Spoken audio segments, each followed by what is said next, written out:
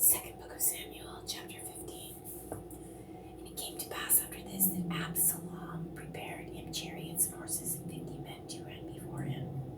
And Absalom rose up early and stood beside the way of the gate. And it was so that when any man that had a controversy came to the king for judgment, then Absalom called unto him and said, Of what city art thou? And he said, Thy servant is of one of the tribes of Israel.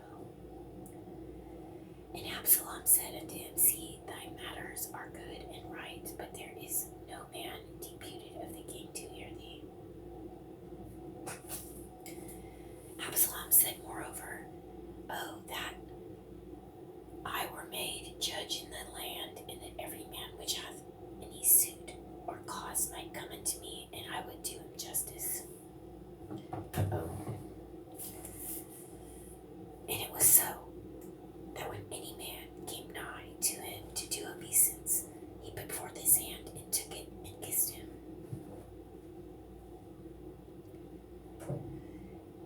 And on this matter did Absalom to all Israel that came to the king for judgment. So Absalom stole the hearts of the men of Israel. I don't know. And it came to pass after 40 years that Absalom said unto the king, I pray thee, let me go and pay my vow, which I have vowed unto the Lord in Hebron. For thy servant vowed a vow while I abode at Geshur in Syria, saying, If the Lord shall bring me again indeed to Jerusalem, then I will serve the Lord. And the king said unto him, Go in peace. So he arose and went to Hebron. But Absalom sent spies throughout all the tribe of Israel, saying, As soon as ye hear the sound of the trumpet, then ye shall say, Absalom reigneth in Hebron. He's doing too much. And with Absalom went 200 men out of Jerusalem that were called, and they went in their simplicity, and they knew not anything. And Absalom sent for Ahithophel, the Gilonite, David's counselor from his city, even from Galoah, where he offered sacrifices. And the conspiracy was strong, for the people increased continually with Absalom. And there came a messenger to David, saying, The hearts of the men of Israel are after Absalom. And David said unto all his servants that were with him in Jerusalem, Arise, and let us flee, for we shall not else escape from Absalom. Make speed to depart, lest he overtake us suddenly, and bring evil upon us, and smite the city with the edge of the sword. And the king's servants said unto the king, Behold, thy servants are ready to do whatsoever my lord the king shall appoint. And the king went forth, and all his household after him. And the king left 10 women, which were concubines, to keep the house. And the king went forth, and all the people after him, and tarried in a place that was far off. And all his servants passed on beside him, and all the Cherethites, and all the Pelethites, and all the Gittites, 600 men which came after him from Gath, passed on before the king. These are probably giants. Then said the king to Ittai the Gittite, Wherefore goest thou also with us? Return to thy peace, and abide with the king, for thou art a stranger, and also an exile. Whereas thou camest but yesterday, should I this day make thee go up and down with us? Seeing I go whither I may, return thou and take back thy brethren. Mercy and truth be with thee. And Ittai answered the king, and said, As the Lord liveth, and as my lord king liveth, surely in what place my lord the king shall be, whether in death or life, even there also will thy servant be. And David said to Ittai, Go and pass over. And Ittai the Gittite passed over, and all his men, and all the little ones that were with him. And all the country wept with a loud voice, and all the people passed over. The king also himself passed over the brook of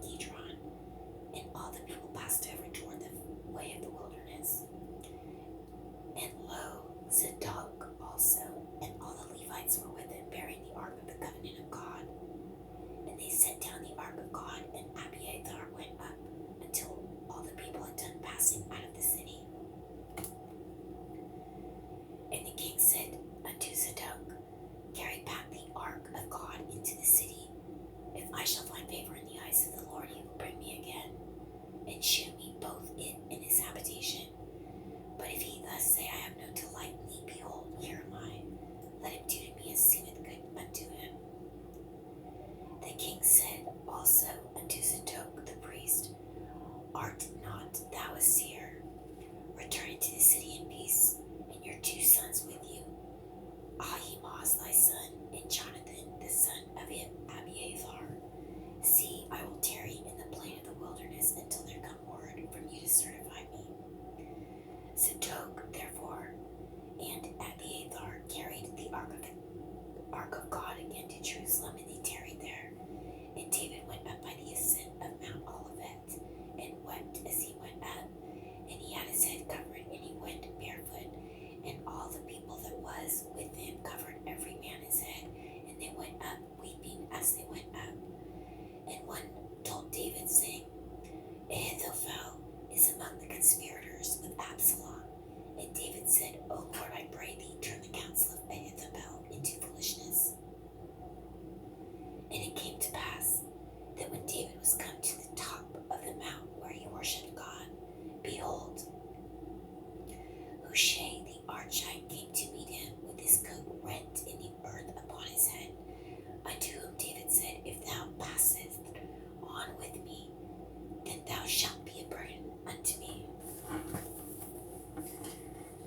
But if thou return to the city and say unto Absalom, I will be thy servant, O king, as I have been thy servant, as I have been thy father's servant hitherto, so will I now also be thy servant. Then mayest thou for me defeat the counsel of Ahithophel. And hast thou not there with thee Zadok and Abiathar the priests? Therefore it shall be that what things soever thou shalt hear out of the king's house, thou shalt tell it to Zadok and Abiathar the priests. Behold, they have there with them their 2 sons, Ahimaaz Zadok's son, and Jonathan Abiathar's son. And by them ye shall send unto me everything that ye can hear. So Hushai, David's friend, came into the city, and Absalom